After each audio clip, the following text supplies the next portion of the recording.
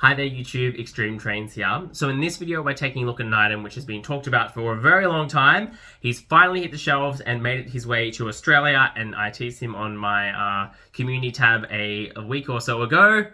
Boom! It is the N Scale Bachmann James. I've been really excited to see this item because, as you know, I am a massive fan overall of Bachmann's attempts at the N Scale Railway. I'm really excited for their new releases, including Toby and Emily, to see how they turn out, but particularly Toby. So James was one I had my eye on because the Bachmann G Scale James is really good, but the HO one is awful. The face is awful. The paint was previously awful, like missing that black part on the side. I'll put it on the screen so you can see. It's awful, awful, awful. So there was a lot of expectations riding on this N Scale version. Have Bachmann done it? Let's take a look and find out. Let's do it.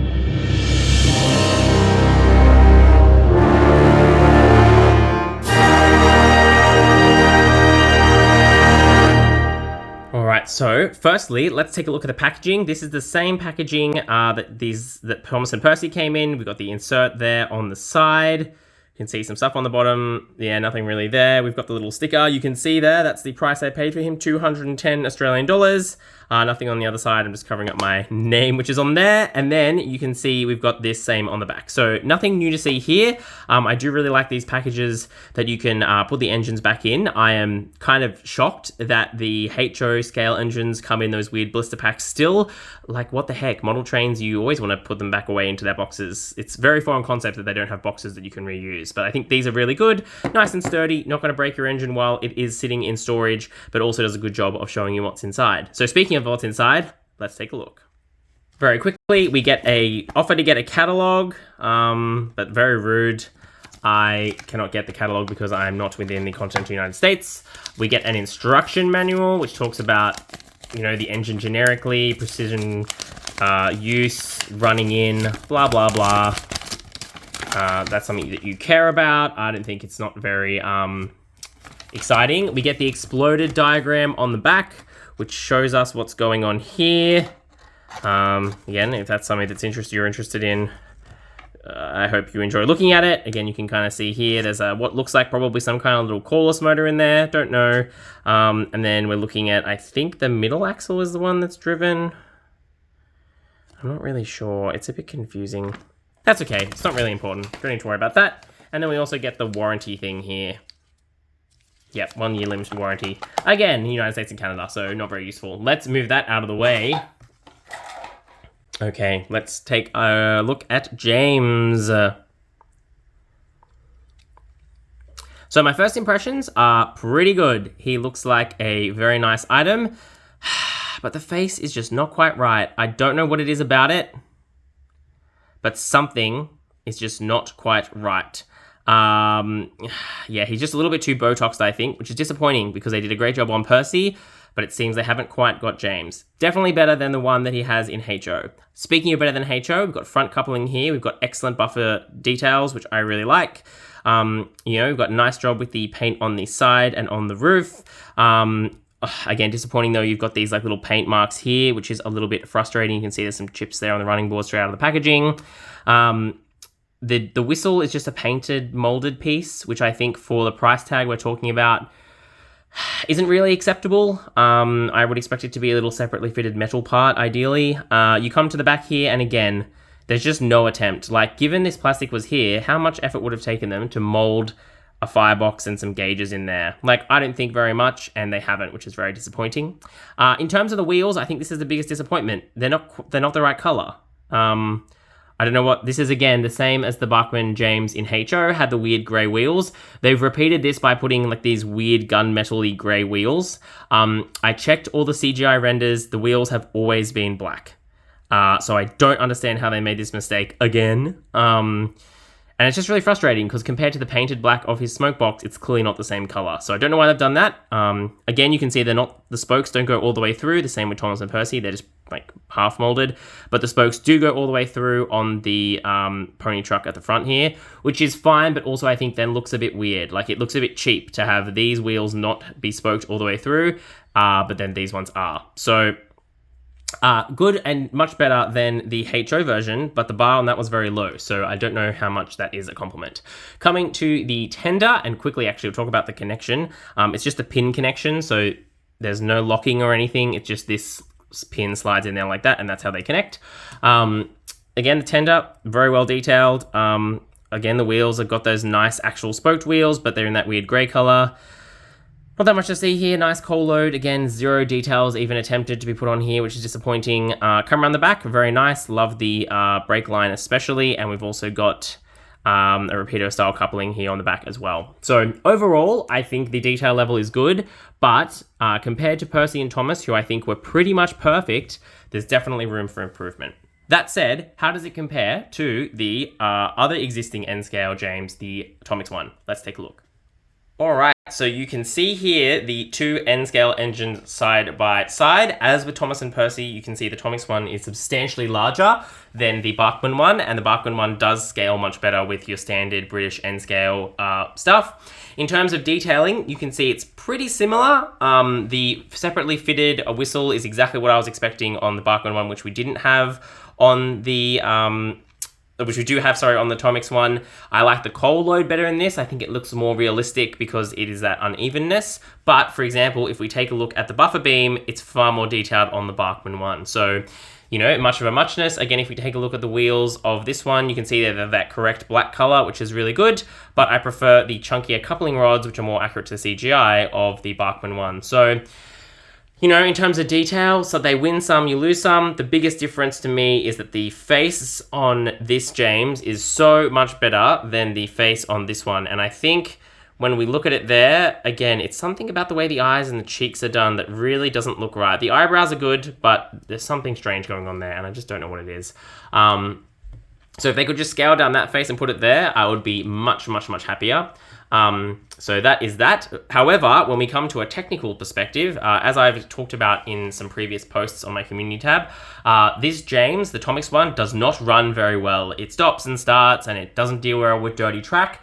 The Bachmann one, as I'll show you when I do a layout test, is a far better runner. It ran straight out of the box very well. It's a good speed. It's reliable. I really enjoyed it. It was very easy to use, whereas I've had nothing but trauma from my Tomix one, which I've had to disassemble about half a dozen times because the factory was, I think, over-oiled at the factory.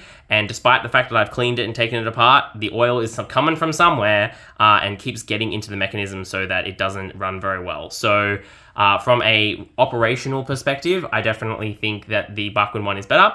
You will also notice that there's a very slight difference in the coloration. The red on the Tomix one is indeed a shade or two darker than the red that's used on the Bachmann one. Personally, I don't really mind. I think having them side by side, I slightly like this darker red, but they're both quite good. I do like the glossy finish of the Bachmann one though in this case, because I actually think it looks a little bit more metal, whereas you can tell this one is a little plastic, or at least it looks very plasticky. So, you know, I think it's less clear which one wins for James. I'd love to know in your comments down below which one you think is more appropriate. You know, essentially the reason that my Tomix collection has gone into storage is simply because it's not compatible with any other rolling stock or any of my scenery that I've used on my layout, which is that more typical 1 in 160 or whatever, you know, the smaller size N scale than compared to the Tomix one. But that's enough of comparison. Let's compare to some other engines. All right, here you can see we've got Thomas, we've got James, and we've got Percy, and these three look excellent together. I think the scaling is good, the detailing is really good. It's really, really nice to see how much, you know, continuity there is between these engines. They look fantastic, and I think the scaling between them is very good. I think it's better than the Diapets, which, as I talked about, the James just, even though I know he's very big in the show, it just felt ridiculous. This scaling feels much more sensible. James is, you know, definitely and without question bigger than both Thomas and Percy, but he's not so much bigger that it looks weird. So I'm very, very happy with the way these scale together. They look fantastic. James also scales very, very well with all of the other rolling stock. So I'm very, very happy with how these three look together. If you are going to start collecting the Bachmann N Scale, you're going to have a real treat because they look awesome. All right, so here's a quick view of James running around my layout. Now you can see I've paired him up with 3 of the Tinker wagons, and I've also got a brake van. And you'll see here, this is essentially the limit that he can pull. He's slipping a little bit there at the top of the hill, but he just makes it. So that's essentially the limit of the amount of trucks he can pull. I can confirm that's essentially 1 less truck than what Thomas can pull on my layout. And that's essentially because he is pulling his tender along with, which, I guess counts as a truck, along with the trucks behind him. So unfortunately, I can't have James pulling any longer trains than 3 carriages and a brake van, which is unfortunate, but that is what it is. But yeah, it does mean that he runs very, very smoothly. As you can see, running now, he's running at about 55% speed.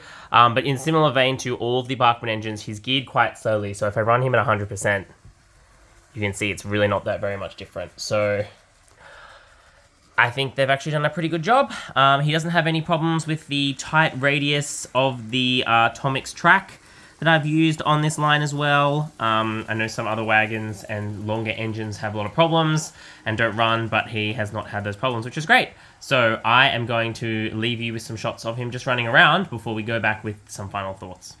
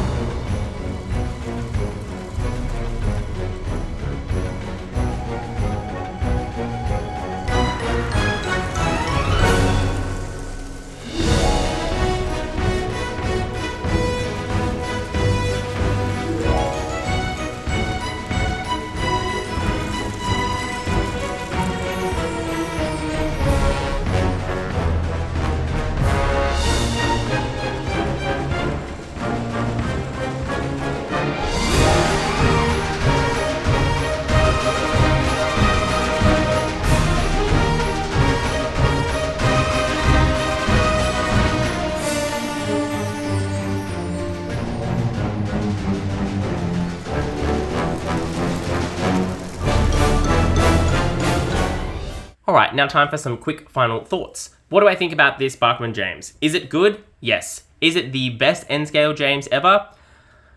Debatable. I think there's reasons you would like the Tomix version, for example, the face. There's reasons you'd like the Bachmann version. For example, the scale and also the running characteristics are much better. So I think it is a bit of a muchness. It's up to personal preference. For me, this James is absolutely going to replace my Tomix one because of the scale issues I talked about earlier. I think, is he as good as Percy, who I think is pretty much a perfect model? Nope, I do not think so. And that even goes to the fact down that his pulling power is not as good simply because he has a tender. But overall, I think he's pretty good. In terms of whether he's worth it, he's, as you saw at the start, he's 210 Australian dollars recommended retail price compared to 165, which is what Thomas and Percy both cost. That's a pretty significant difference. And you're not really getting that much more of the product, if that makes sense. Like, mechanically, it's the same as Thomas. It's a similar motor, it's the same wheel configuration, that kind of thing. So you're not really paying for that much more. I don't know if that is a reasonable increase. Like, maybe $200 would be okay, but the price of 210 seems pretty expensive.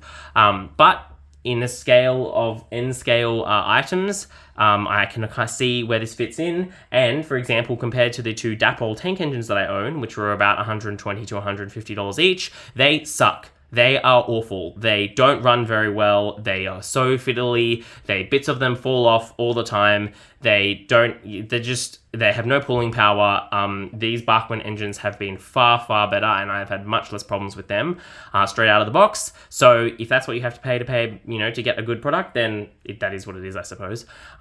Otherwise, that's all I've got to say in this review. Let me know your thoughts if you're going to pick up this engine and, which one you prefer versus the Tomix. Otherwise, that's all we've got time for. Thank you very much for watching.